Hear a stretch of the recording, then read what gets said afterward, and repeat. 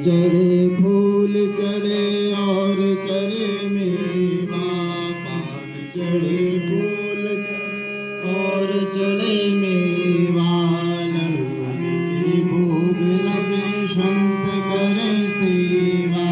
जय गणेश जय गणेश जय गणेश देवा, माता जगी पार्वती पिता महादेवा। अंधन को आँख देते कोढ़िन को काया, अंधन को आँख दे कोढ़िन को काया, बाजन को पुत्र देते निर्धन को माया। जय गणेश जय गणेश जय गणेश देव तुम्हारे, दीनन की लाज राख संतोष तुम्हारे, कामना को पूरा करो जग बलहारी। जय गणेश जय गणेश जय गणेश देवा, माता जगी पार्वती पिता महादेवा। गणेश भगवान की जय। आरार कृत्यम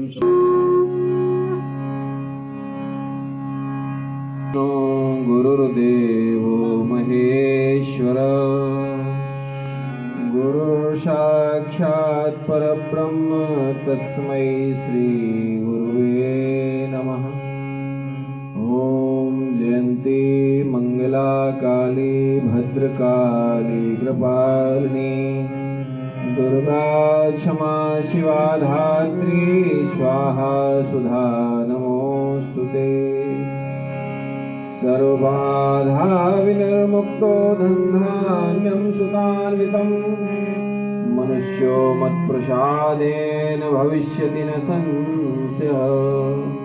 सृष्टिस्थिति विनाशानां शक्तिभूते सनातनी, गुणाश्रयी गुणमयी नारायणी नमोस्तुते। बोले धरती माता की जय, गौ माता की जय, गंगा मैया की जय। भारत की इस पवित्र धरा, सागर जिले के इस पवित्र ग्राम में, मगरौन ग्राम के इस पवित्र प्रांगण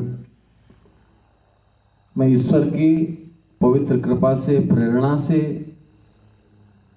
आप सबके मार्गदर्शन, चिंतन और सहयोग से इस दिव्य सत्संग की प्रेरणा हुई, जिसके कर्णधार सम्मानित महेंद्र जी महाराज,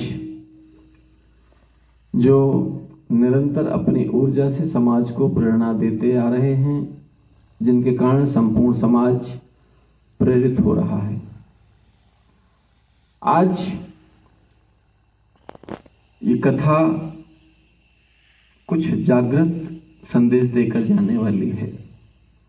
ऐसा नहीं है कि आपने पहले कभी सत्संग नहीं सुना है, ऐसा भी नहीं है कि हम दुनिया के सबसे विद्वान व्यक्ति हैं, ऐसा भी नहीं है कि आपके यहाँ सत्संग करने वाले लोगों की कमी है। इतना सब होने के बाद भी महाराज जी से बाहर से, तो महाराज जी ने बताया लगभग 1700 से 1800 कथाएं महाराज जी कर चुके हैं। मतलब ये बात स्पष्ट है कि अगर विद्वान व्यक्ति की बात की जाए तो ये महान विद्वान व्यक्ति हैं। और जिस गांव में ऐसे महान विद्वान व्यक्ति हैं, वहां के छोटे छोटे बच्चे, आप सब लोग, आप सब भी कहते हैं, जिस गांव में विशाल जंगल हो, बड़े बड़े वृक्ष लगे हों, वहां के व्यक्ति को धूप सहने की आवश्यकता नहीं होती है। वो चाहे भी कि मुझे धूप लगे तो भी वृक्ष आकर उसको छाया दे ही देगा। जब कहीं कोई पवित्र ऊर्जा आती है तो वो स्थान स्वयं तीर्थ हो जाता है। कभी किसी को लगे कि हम लोग छोटे से गांव में बैठे हैं, तो हम तो निवेदन करते हैं कि भगवान राम भी जब आए होंगे ना सृष्टि पे, तो वो अयोध्या भी छोटी ही रही होगी। वो तो आप लोगों ने भीड़ बढ़ा बढ़ा के अयोध्या को विस्तार दे दिया, ठीक है ना महाराज जी? तो हर स्थान कभी ना कभी छोटा होता है। हर पौधा पहले बीज से अंकुर प्राप्त करता है, तब कहीं जाकर के विशाल वृक्ष होता है। हमारे हृदय में ईश्वर ने एक प्रेरणा दी कि आप जहां जाएं वहां तीर्थ बनाएं, तीर्थ जाएं, ये तो अच्छी बात है, लेकिन तीर्थों का निर्माण कौन करेगा, ये एक बड़ा सवाल है। सबके मन में जिज्ञासा आनी चाहिए। आज आपके बच्चे हैं, ये छोटे छोटे बच्चे कहीं भी राम जी से कम नहीं होने चाहिए। और हम, चूंकि ये ढोलक भी रखी है, हारमोनियम भी रखा, हमसे तो कुछ बजाते आता नहीं, महाराज जी लोग बजाते हैं। हम तो बस जो हृदय की आवाज है, जो लाइव टेलीकास्ट परमात्मा से मिल रहा है, जो संपूर्ण ग्रंथों का सार है। ग्रंथों का सार क्या है? अष्टादश पुराणेषु व्यासस्य वचनम द्वयम् परोपकाराय पुण्याय पापाय परपीडनम। 18 पुराणों में एक ही बात लिखी, स्नेह दोगे तो स्नेह मिलेगा ही। आपने जो भी बीज बोया है, प्रकृति किसी भी बीज का तिरस्कार नहीं करती है। आपने जो कुछ बीज बोया है, प्रकृति उसका कई गुना आपको देती है। आप जब प्रेम बांटेंगे तो प्रेम कैसे नहीं मिलेगा? जब आप नफरत बांटेंगे तो नफरत कैसे नहीं मिलेगी? जब आप सम्मान देंगे किसी को तो सम्मान कैसे नहीं मिलेगा? लेकिन आपकी कुछ भी प्राप्त करने की इच्छा नहीं होनी चाहिए। जब आपने गौ माता को चारा खिलाया हरा हरा, आप ना भी चाहें तो गौ माता ज्यादा से ज्यादा दूध देंगे, आप ना चाहो फिर भी। ये हमारी प्रकृति का नियम है। तो जब प्रकृति ये कहती है तो वहां पर एक प्रेरणा निकल के आती है कि जहां आप हैं वहीं सारे तीर्थ भी हैं। तीर्थ जाना गलत नहीं है। जब तीर्थ जाना गलत नहीं है तो क्या तीर्थ बनाना गलत हो जाएगा? भगवान राम की जन्मभूमि अयोध्या है। भगवान कृष्ण की जन्मभूमि भी आप लोग, इसलिए कि भगवान गणेश जी ने प्रेरणा दी है, सर्वोच्च स्थान प्राप्त किया, जिनकी पूजा उनके पिता और माता भी कर रहे हैं। ये प्रेरणा है। जितने लोगों ने भी सत्संग कार्यक्रम की रूपरेखा बनाई, उनको शारीरिक श्रम भी करना पड़ा, मानसिक श्रम भी करना पड़ा। देखने में भले लग रहा है कि यहां तो सिर्फ चटाई बिछ गई है, तख्त रख गए हैं, ये इतना सरल नहीं है। तो इतना सरल नहीं है, तो इस सरलता को और सरल करने के लिए अपने आने वाली पीढ़ियों को राम जैसा बनाना चाहते हैं आप लोग, कृष्ण जैसा बनाना चाहते हैं आप लोग, भगवान गणेश जी जैसा बनाना चाहते हैं आप लोग। इसलिए आप चाहते हैं कि हमारे गांव में संतों का, पवित्र जनों का सत्संग होते रहना चाहिए। हम हमेशा निवेदन करते हैं, यहीं अयोध्या, यहीं बनारस, कहां? जहां पर हम बैठे हैं, जहां पर आप बैठे हैं। एक बार कल्पना करिए, अच्छा सोचने का पैसा लगता है क्या? आप लोग तो विद्वान लोग हैं, आप लोग तो कहते हैं जब दर्द हो तो बोले थोड़ा भगवान का ध्यान करो, अब बोले माओ दर्द ठीक हो रहा हो। और कहते हैं कि जैसी हो भवतपता तैसी मिले सहाय। आप जिस तरफ की यात्रा करना चाहते हैं, आपको उस तरफ के, आपने बस वाले से पूछा भैया बस कहां जाएगी? उसने कहा सागर की तरफ जाएगी, और आप बैठ गए। और निश्चित मानिए, यदि आप सागर की तरफ बैठे हैं तो सागर की तरफ ही जाएंगे। आज हमसे किसी ने पूछा महाराज जी कहाँ हैं, तो हमने कहा सागर किनारे, तो वो हंसने लगे। सागर किनारे, तो थोड़ा उनको हंसी आई। हमने कहा हम वास्तव में सागर किनारे हैं, बड़ा पवित्र स्थान है, यहाँ के लोग बड़े पवित्र हैं। हमने शुरू में ही कहा कि गांव छोटा नहीं है, विचार छोटा नहीं होना चाहिए, विचारक छोटे नहीं होना चाहिए। कौन है? परमात्मा ही श्रोता है, परमात्मा ही वक्ता है। हम कटनी जिले से आए हैं, हमारी इतनी सामर्थ्य नहीं है हम किसी को भी कुछ भी दे सकें। देखने में सूर्य कितना छोटा लगता है ना, लेकिन क्या सूर्य की ऊर्जा की कोई कल्पना कर सकता है? सूर्य संपूर्ण सृष्टि को ऊर्जा देता है, प्रकाश देता है, समर्पण सिखाता है, और सूर्य सिखाता है कि आप सबके साथ में पवित्रता से रहिए, सबको एक सा देखिए। जितने लोग भी यहां पर बैठे हैं, जो लोग नहीं भी हैं, सूर्य भगवान कल जब सुबह दर्शन देंगे तो वो ये नहीं कहेंगे कि आप लोग सत्संग में नहीं आए थे, हम आपको ऊर्जा नहीं देंगे, आपको प्रकाश नहीं देंगे। गौ माता ने सिखाया, गौ माता जैसा प्रेम कौन देगा। हमने भी, ये बड़े महाराज जी बैठे, इनसे निवेदन किया कि हमारे गांव के हर घरों में देसी गौ माता होनी चाहिए। महाराज जी ने कहा बिल्कुल होगी। कितनी अच्छी बात है, हर घर में देसी गौ माता होगी तो वो ये प्रेरणा देगी कि अपने हिस्से का दूध आपके बच्चों को पिलाती है। ये हमारी जो माताएं बैठी हैं, जहां कहीं भी हमारी माताएं सुन रही होंगी, वो अपने बच्चों को जितना प्रेम करती हैं उतना ही प्रेम दूसरों के बच्चों को भी करती हैं। और ये कोई एहसान की बात नहीं है, ये तो जिम्मेदारी है।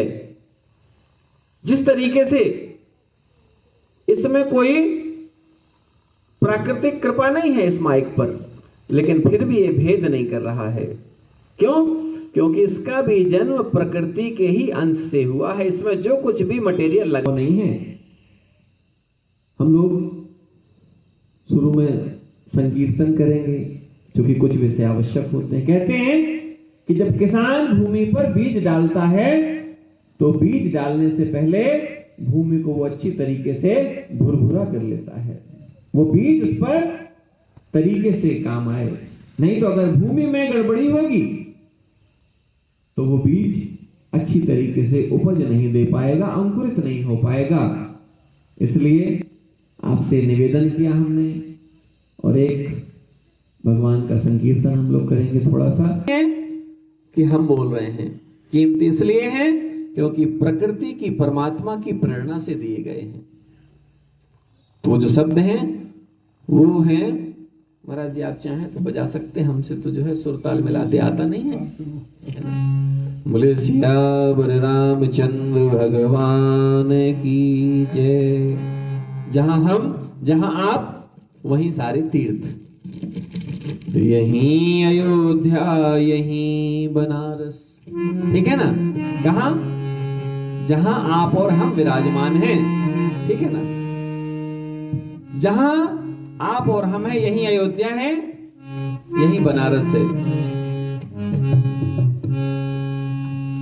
यहीं अयोध्या, यहीं बनारस, यहीं वृंदावन धाम है।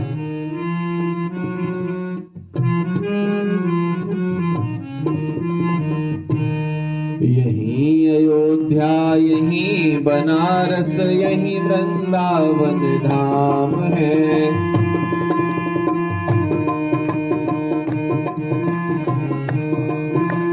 यहीं अयोध्या, यहीं बनारस, यहीं वृंदावन धाम है। जान सके पहचान सके तो, जान सके पहचान सके तो, सबके अंदर राम है, सबके अंदर राम है। यहीं अयोध्या, यहीं बनारस, यहीं वृंदावन धाम है।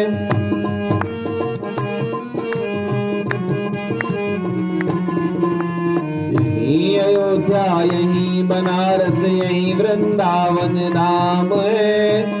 जान सके पहचान सके तो, जान सके पहचान सके तो, सबके अंदर राम है, सबके अंदर राम है। बोलो राम राम राम, सिया राम राम राम, बोलो राम राम राम, सिया राम राम राम, बोलो राम राम राम, सिया राम राम राम।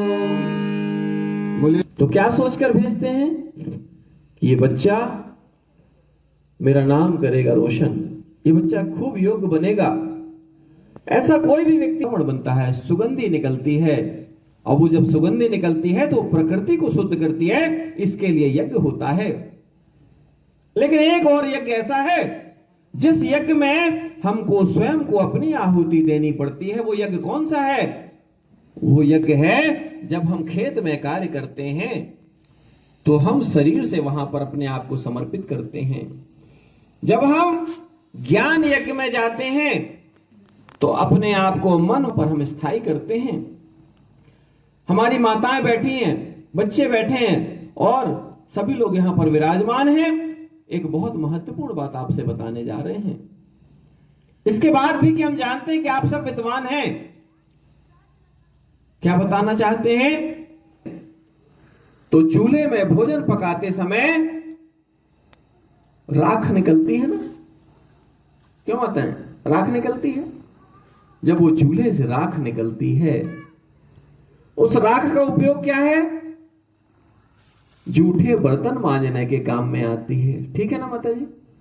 लेकिन जब हमारे आचार्यगण यज्ञ करते हैं तो जब यज्ञ करते हैं उससे जो भस्म निकलती है, उस भस्म से क्या हम लोग कल्पना भी कर सकते हैं कि जूठे बर्तन मांजे? कर सकते हैं क्या? उस भस्म को हम अपने माथे पर लगाते हैं। इसका मतलब क्या है कि दोनों यज्ञ कुंड से निकलने वाली भस्म और चूल्हे से निकलने वाली राख दोनों देखने में तो एक सी दिखती है, लेकिन दोनों का उपयोग बिल्कुल अलग अलग है। और इतना अलग, एक पवित्रता की पराकाष्ठा और एक कचड़े घर तरफ चली गई। कितना अंतर बताइए।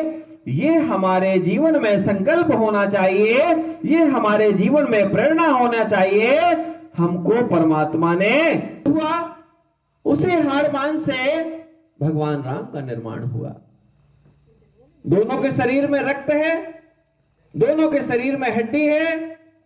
एक की पूजा हो रही है और एक पूजा से वंचित ही नहीं, उसका बहिष्कार भी हो रहा है। ऐसा क्यों हुआ? ऐसा हुआ उसके अच्छे आचरण और बुरे आचरण के कारण। आपकी पूजा कब होने लगती है? किसी ने कहा कि हमारे जो पैर हैं वो चरण कब बन जाते हैं?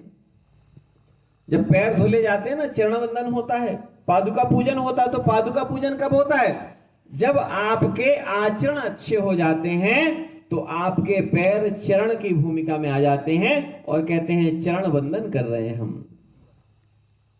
ये सामान्य सी बात नहीं है, ये महत्वपूर्ण बात है। इसलिए हम लोगों को जो अति महत्वपूर्ण विषय है उसको रखना पड़ेगा। जब आप रामायण पढ़ते हैं, रामायण पढ़ने वाले बहुत सारे ऐसे लोग हैं, अभी हमारे महाराज जी लोगों ने बताया कि बहुत सारे ऐसे लोग हैं जिनको रामायण कंठस्थ है, भागवत कंठस्थ है, गीता कंठस्थ है। बुरा नहीं है। आपने गाय पाली, गाय की सेवा की और गाय दूध देना चाह रही हो।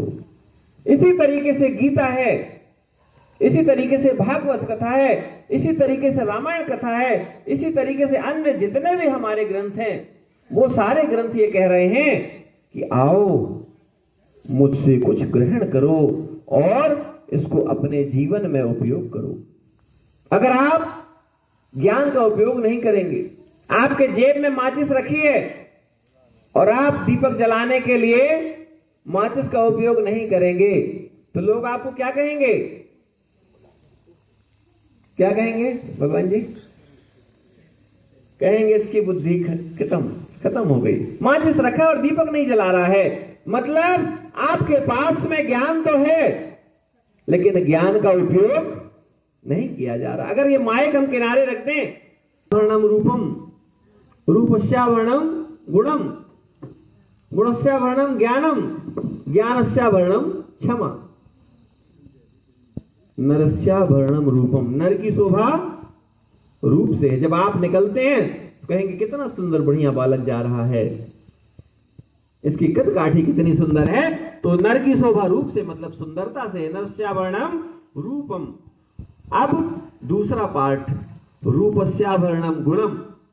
ये हमारे महाराज जी लोग खूब बताते हैं, हम लोग तो इन्हीं से सुन के सीखे, आप लोगों से ही सुन के सीखा है, माताओं से सुन के सीखा है।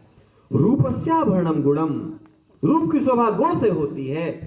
बहुत सुंदर हैं आप, और जब आपके आचरण बहुत अच्छे, आपके गुण अच्छे हैं तो आप और सुंदर हो जाते हैं। रूपस्य वर्णम गुणम, गुणस्य वर्णम ज्ञानम।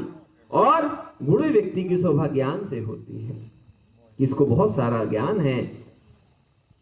और ज्ञानस्य वर्णम क्षमा। ज्ञानी व्यक्ति क्षमा करना जानता है। जो क्षमा करना जानता है वो उसको ज्ञानी कहा जाता है। चलो, बच्चों से गलती हो गई, सियानों से गलती हो गई, गलतियां होती हैं। हमारी माताएं इसका बड़ा उदाहरण है। आपको लगेगा माताओं का महाराज जी बार बार नाम ले रहे हैं। माताओं का नाम लेना इसलिए आवश्यक है कि मां निर्माण करने वाली है।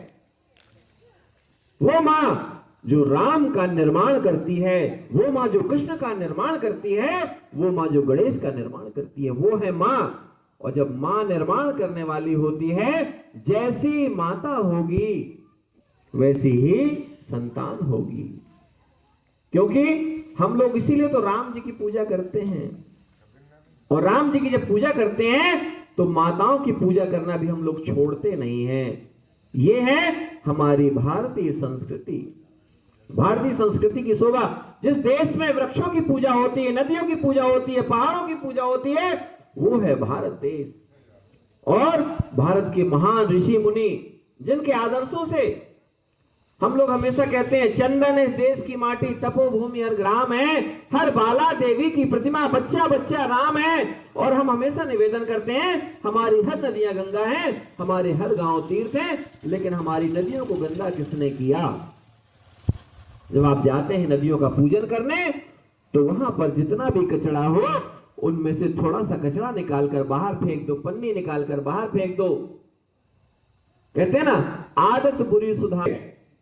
अगर हमने नदियों को साफ नहीं किया है तो गंदा करने वाले हम ही लोग हैं। और हम कितनी भी अगरबत्ती घुमा लें, कितना भी दीपक जला दें, अगर हमने नदियों को गंदा किया है तो एक मां, अगर आप अपनी मां की गोद को गंदा करते हैं और भले उसका पैर धो धोकर आप पिए, तो मां क्या प्रसन्न रहेगी? बताइए भगवान जी आप लोग। मां प्रसन्न नहीं होगी। वो भी यज्ञ ही कर रहा है, वो भी तपस्या ही कर रहा है। ऐसे किसान का भी सम्मान होना चाहिए। वो किसान सामान्य नहीं है, जिसके कारण सारे देश में भोजन पहुंचता है। हमारी माताएं जब भोजन बनाती हैं, रोटियां बनाती हैं, तो उनकी उंगली जल जाती है। कभी हमारे देवता लोगों ने रोटी बनाई होगी तो आपको पता होगा। बनाए भगवान जी कभी आप लोग रोटियां? आपने रोटी बनाई होगी तो रोटी बनाने में हाथ जल जाता है। लेकिन ये हमारी माताएं हैं जो हमारे जैसे सूरवीर को जन्म देने के लिए, हमारे जैसे सूरवीर लोगों को ऊर्जा देने के लिए रोज अपने हाथों से रोटी बनाती हैं, भोजन पकाती हैं, और रोज कहीं ना कहीं उनकी उंगलियां जलती हैं। इसके बाद भी मना नहीं करती। और तब कहीं जाकर के हमारे देश में, हमारे गांव में हनुमान जी जैसे महावीर, कई बार इनमें से बहुत सारे घरों में हमारी माताएं नाम रखती हैं, आप लोग भी नाम रखते हैं। भगवान के नाम ही तो हम लोग रखते हैं ना। कोई राम सेवक, कोई राजा राम, कोई कृष्ण कुमार, ऐसे ही तो नाम रखते हैं। ये नाम रखने के पीछे कारण क्या है? जैसा नाम रखा जाएगा उसमें वैसी बुद्धि आने के पूरी संभावना होती है।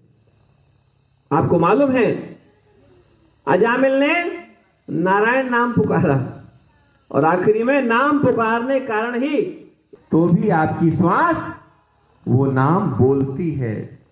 आप दूसरे काम भी करते रहेंगे तो भी आपकी श्वास देने का कि भैया हम जो इतनी समय छाया नहीं देंगे, अभी आप नदियों में जाइए, जो बेटियां अपने माता पिता की इज्जत को संभाल कर रखती हैं, वो बेटियां ही सती अनसुईया के रूप में पूजी जाती हैं, सीता माता के रूप में पूजी जाती हैं।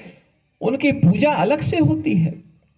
उनके पूजा के लिए कोई विचार नहीं करता है, उनके चरणों में साष्टांग दंडवत कर देता है और कहता है किशोरी जी की जय हो।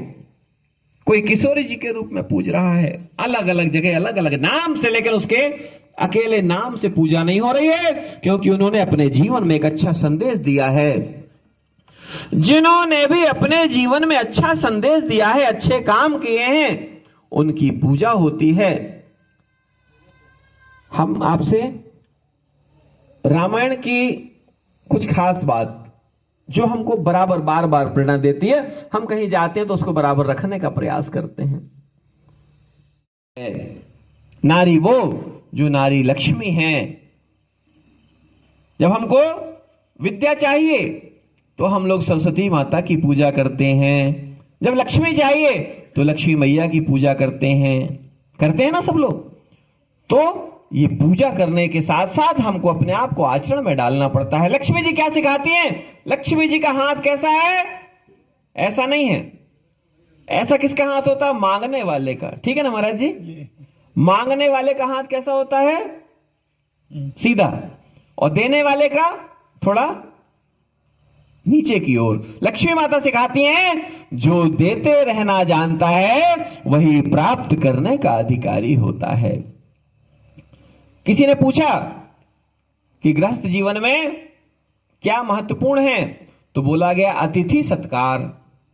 तो अतिथि सत्कार सबसे ज्यादा कौन करता है? अतिथि सत्कार माताएं करती हैं। भाई पुरुष तो जाकर के कमाकर लाकर रखते हैं, जो देवतागण हैं वो जाते हैं, कोई नौकरी करता है, कोई किसानी करता है, अलग अलग जगह से जाकर के बुलाते हैं और अपनी गृहिणी को देते हैं और कहते हैं घर से कोई भूखा नहीं जाना चाहिए, है ना।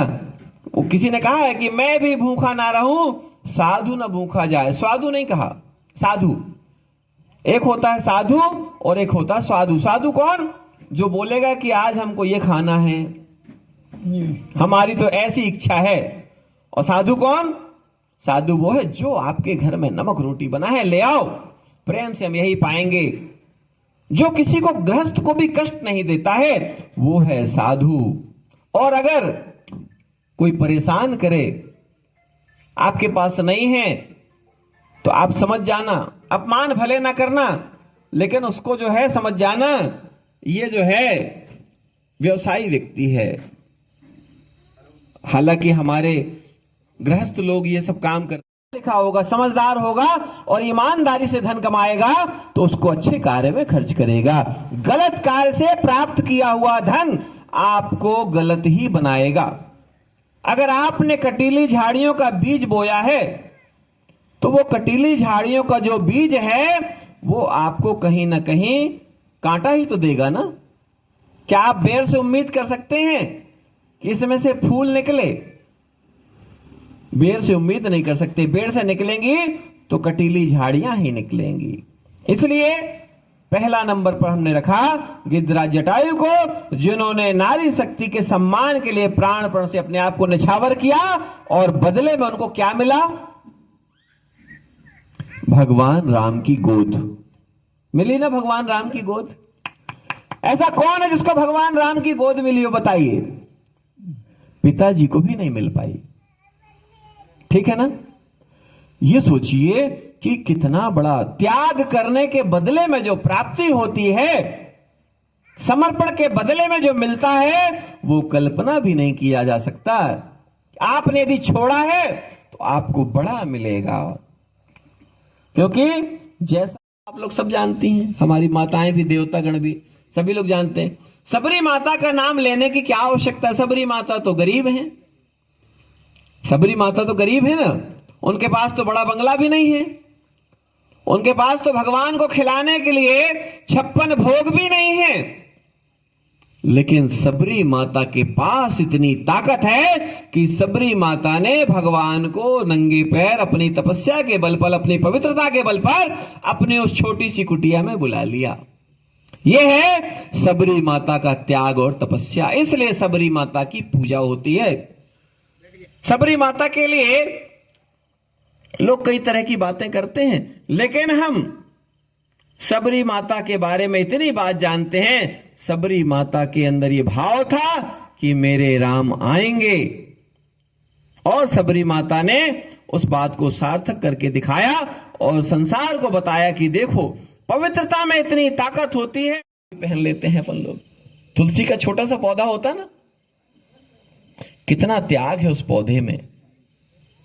है तो देवता ना, देवता मतलब देने वाला, और राक्षस मतलब छीनने वाला। और छीने ना, लेकिन देता रहे, या ना दे पाए तो कम से कम छीने तो ना। कुछ नहीं दे सकता तो प्रेरणा दे सकता है। हम लोग हमेशा कहते हैं कि जिसके पास कुछ ना हो, जब भी हम लोग बोलते हैं भैया खूब बांटना चाहिए, तो लोग कहते हैं महाराज जी आप लोगों को तो मिलता फ्री का तो बांटते हो, आपको बांटना चाहिए। लोग कहते हैं, बात बिल्कुल सही है। इस प्रकृति में किसी को भी फ्री का कुछ नहीं मिलता है। ये प्रकृति आपको आपके कर्मों का परिणाम देती है। बस अंतर इतना है कि वो अच्छे कामों का कई गुना देती है और बुरे कर्मों का उतना नहीं देती है जितना देना चाहिए। अच्छे कर्मों को तो ज्यादा देती है। एक गेहूं के बदले में कितना गेहूं मिलता है? 20, 25, 50 तो मिलता ही है ना। लेकिन अगर आपको जब थोड़ी सी ठोकर लग जाती है तो इतनी सी जगह में पैर में छिल जाता है, जबकि वहां पर आपको क्या होना चाहिए? पूरा गिर जाना चाहिए। यह प्रकृति का काम है। और आप जब प्रकृति में समाहित होकर के स्वयं को समर्पित कर देते हैं तो आप वो हनुमान जी हो जाते हैं। कौन से हनुमान जी? जिनके जीवन में कुछ भी प्राप्त करने की इच्छा नहीं है, जिन्होंने क्या कहा है? राम काज करवे बिना मोहि कहां विश्राम।